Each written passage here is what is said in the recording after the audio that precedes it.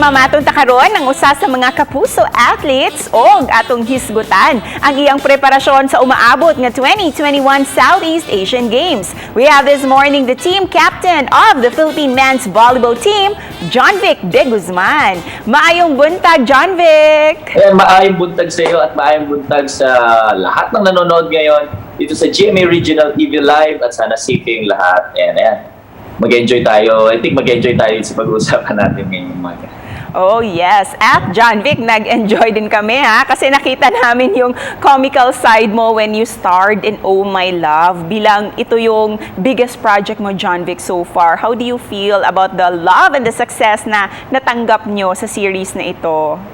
So, sobrang thankful ako for this opportunity na maging part ng GMA Arts Center and maging part din ng Oh My Love family dahil lahat sila as in parang family sa akin and yung the way nila ako itrato parang kapatid and parang mga anak na nila. Usapang sports tayo, John Vic. What made you choose to play volleyball? What's the best thing about this sport? Well, unang-una actually nung nag-start ako mag-volleyball nung first year college ako. Iniisip ko lang na sana one day makapagtapos ako ng pag-aaral using my talent as a volleyball player, but hindi ko ina-expect na sobrang mamahalin ko siya.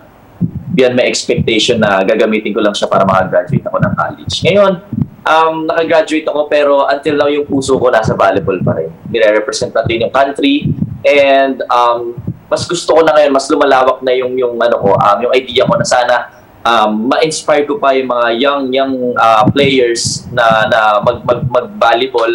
And so far, John Vic, what is your most memorable game that you played? Well, unang-una syempre yung NCAA history championship namin. Kasi ever since wala pang before wala pang championship ang CSB sa men's volleyball sa NCAA until for my last playing year, naglaro ako sa Pinil, nag-champion kami. So iba yung history na yun dahil talagang pinaghirapan namin yun ng team. And ilang taon din kami magkakasama bago nakuha namin yung championship. And syempre yung silver medal na nakuha natin yung Southeast Asian Games noong 2019 dahil walang katumbas yun. And with all your victories, John Vic, gusto naming malaman, may mga pre- or post-game rituals ka ba or mga superstitions? Well, ako kasi every time na may tournament, lagi akong may rosary sa bag. Na talagang iniisip ko na pag nandyan siya, talagang parang hindi ko alam, iba yung feeling ko pag may rosary sa bag. And syempre yung pre-game ritual, siguro nakikinig lang ako sa music para ma-relax yung body ko.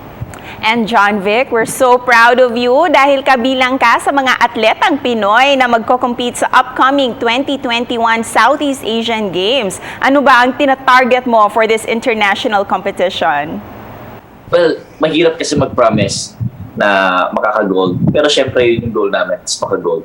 Dahil pag naka-gold kami, panibagong history na naman. That yun nga, sinasabi ko nga ever since na step-by-step process to lahat. Lahat pagtatrabahuhan natin, lahat paghihirapan natin. At yung paghihirap na yun kasi magbubunga lang yan bonus na yan Masabi natin bonus na yan pag nakakuha ka ng gold. And John Vic, you also had your anti-COVID-19 vaccine in preparation for the SEA Games. Kumusta naman yung experience mo, John Vic? Well, akala ko kasi noong una masakit, pero hindi pala.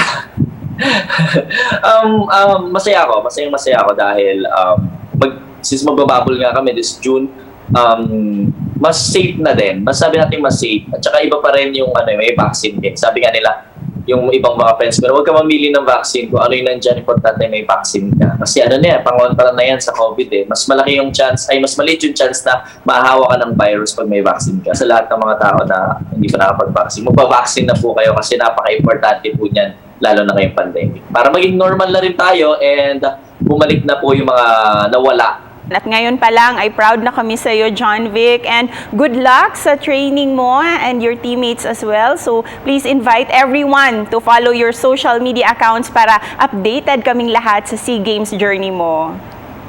Sana masuportahan niyo pa po ang men's volleyball team at sa lahat ng players na magko-compete for this coming SEA Games 2021.